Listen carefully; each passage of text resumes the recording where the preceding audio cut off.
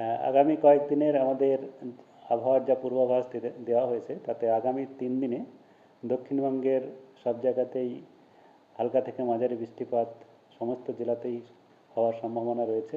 আর ভারী থেকে অতি ভারী বৃষ্টিপাতের সম্ভাবনাও রয়েছে আগামী 24 ঘন্টায়। আর কাল আর পরশু ভারী বৃষ্টিপাতেরও কয়েকটা জেলায় সম্ভাবনা রয়েছে। এর কারণস্বরূপ যেটা হচ্ছে, এখন আমাদের উত্তর বাংলাদেশে একটা ঘূর্ণাবর্তা রয়েছে। আর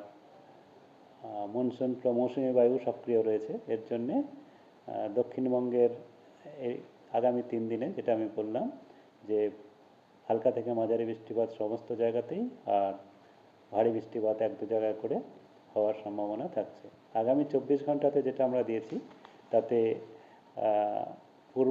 পশ্চিম বর্ধমান এবং বীরভূম জেলাতে ভারী থেকে অতি ভারী বৃষ্টিপাত, পূর্ব বর্ধমান মানে মুর্শিদাবাদ, নদিয়া, হুগলি, উত্তর দক্ষিণ 24 পরগনা এইসব জেলাতে ভারী বৃষ্টিপাতের সম্ভাবনা রয়েছে, এবং বাকি আশেপাশের জেলাতেও মাঝারি বৃষ্টিপাতের সম্ভাবনা থাকছে। কলকাতা তার পার্শ্ববর্তী অঞ্চলেও কয়েক পশলা বৃষ্টিপাত হালকা থেকে মাঝারি হওয়ার সম্ভাবনা রয়েছে, তার মধ্যে 1-2 তীব্র স্পেলের বৃষ্টিপাত মানে ইন্টেন্স স্পেলের বৃষ্টিপাতের সম্ভাবনাও থাকছে, যেটা আজকে এখন অলরেডি হচ্ছে আমাদের এই দুপুর 2:30-3টের পরের থেকে। এটা কিছুক্ষণ আমাদের যেটা নাও কাজ দেওয়া হয় সেটা দেওয়া রয়েছে, সেটা কন্টিনিউ করবে, পরে আবার হালকা বৃষ্টিপাত হবে।